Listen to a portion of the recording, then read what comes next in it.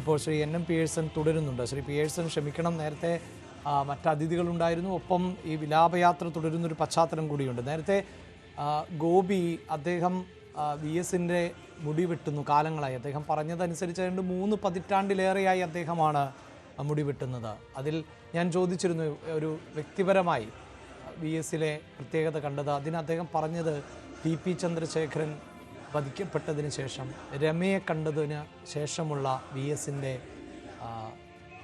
വികാരങ്ങൾ എന്നുള്ളതാണ്. അപ്പോൾ സമര പോരാട്ടങ്ങൾക്ക് മുന്നിലൊന്നും ഒരിക്കൽ പോലും വി എസ് കീഴ്പ്പെട്ടു പോയിട്ടില്ല. അതിനെയൊക്കെ മുന്നിൽ നിന്ന് നയിച്ചിട്ടുണ്ട്. സ്ത്രീ വിഷയങ്ങളിൽ, പ്രത്യേകിച്ച് സൂര്യനെല്ലി പോലെയുള്ള വിഷയങ്ങളിൽ, അതല്ല എങ്കിൽ ഇപ്പോൾ പെമ്പിളൈ ഒരുമയുമൊക്കെയായി ബന്ധപ്പെട്ട വിഷയങ്ങളിലൊക്കെ നമുക്കറിയാം.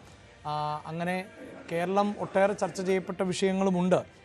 പക്ഷേ സ്ത്രീകൾക്ക് അവരുടെ അവകാശ പോരാട്ടങ്ങൾക്ക് മുന്നിൽ നിന്ന് നയിക്കാൻ അവർക്ക് പോലും ആശ്രയിക്കേണ്ടി വന്നിട്ടുണ്ട് പലപ്പോഴും വി എസ് അച്യുതാനന്ദനെ. അവിടെയൊന്നും തളരാത്ത വി എസ് ആണ് ഇങ്ങനെയൊരു സംഭവത്തിൽ തളർന്നു പോയത് എന്ന് പറയുമ്പോൾ വി എസിലെ പോരാളിയെ എങ്ങനെയായിരുന്നു കാണേണ്ടത്? ഒപ്പം പാർട്ടിയിലെ വ്യതിചലനം മാത്രമായിരുന്നു അദ്ദേഹത്തെ സംബന്ധിച്ചിടത്തോളം അല്പമെങ്കിലും തളർത്തിയത് എന്നാണോ മനസ്സിലാക്കേണ്ടത്?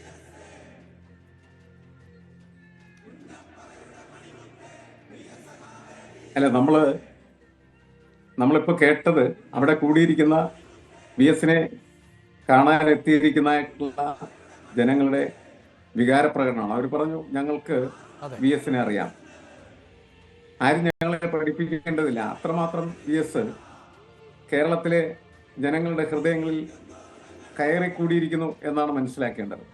അത് ഒരു ജനകീയനായിട്ടുള്ള നേതാവിന്റെ വളരെ സവിശേഷത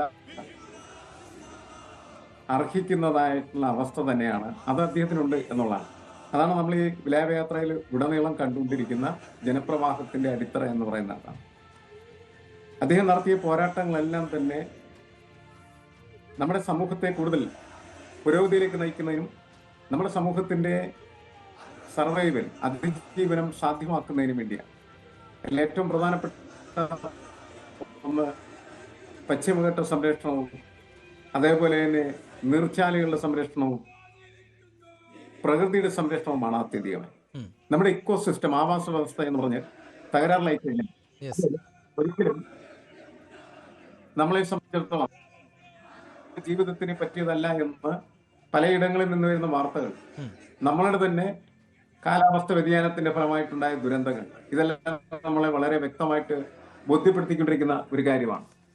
അപ്പോൾ ഇത്തരം വിഷയങ്ങൾ ഉണ്ടാകുന്ന സമയത്ത് എങ്ങനെയാണ് ഒരു രാഷ്ട്രീയ പാർട്ടി പ്രവർത്തിക്കേണ്ടത്, അല്ലെ രാഷ്ട്രീയ മുന്നേറ്റം നടത്തേണ്ടത്, അത് മനസ്സിലാക്കാനായിട്ടുള്ള കഴിവ് അദ്ദേഹം എക്കാലത്തും കാണിച്ചിട്ടുണ്ട് എന്ന് നമ്മൾ തിരിച്ചറിയേണ്ടത്.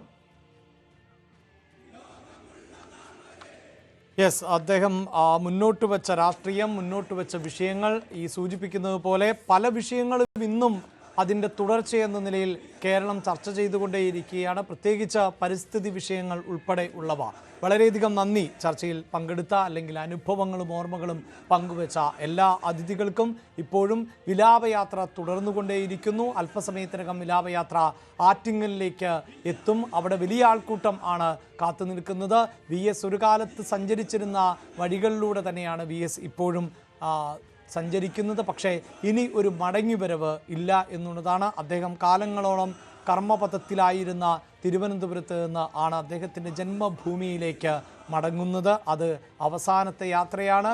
നിരവധി വിഷയങ്ങളെ ഏറ്റെടുത്തിരുന്ന ആ വിഷയങ്ങളിൽ മുന്നിൽ നിൽക്കുന്നതിന് വേണ്ടി കേരളത്തിൻ്റെ അങ്ങോളം ഇങ്ങോളം സഞ്ചരിച്ചിട്ടുള്ള വി എസ് അച്യുതാനന്ദൻ, നേരത്തെ സൂചിപ്പിച്ചതുപോലെ രാവെന്നോ പകലെന്നോ ഇല്ലാതെ ആയിരുന്നു വി എസ് അച്യുതാനന്ദൻ ഓരോ ഇടങ്ങളിലും എത്തിപ്പെട്ടിരുന്നത്. ഇപ്പോഴിത് അങ്ങനെ തന്നെ രാത്രിയേറെ വൈകിയാണ് വി എസ് തൻ്റെ ജന്മനാട്ടിലേക്ക് മടങ്ങുന്നത്. അപ്പോഴും എങ്ങനെയായിരുന്നു വി എസ് എന്ന നേതാവിനെ കാത്തിരുന്നത് ഒരു ജനത? അദ്ദേഹത്തിൻ്റെ പ്രസംഗം കേൾക്കുന്നതിന്, അദ്ദേഹത്തിൻ്റെ ശൈലി കേൾക്കുന്നതിന്, അദ്ദേഹത്തെ ഒരു നോക്ക് നേരിട്ട് കാണുന്നതിന്. അതുപോലെ തന്നെയുള്ള ആൾക്കൂട്ടമാണ് ഓരോ ഇടത്തും നമുക്ക് ഇപ്പോഴും കാണാൻ സാധിക്കുന്നത്.